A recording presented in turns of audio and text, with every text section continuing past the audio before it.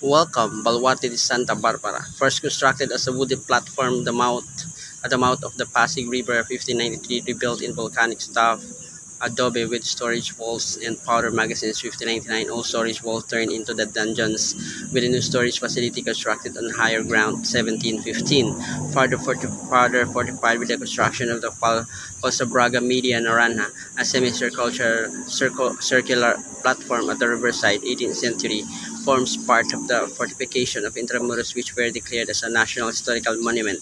1951, then as a national cultural treasure. 2014.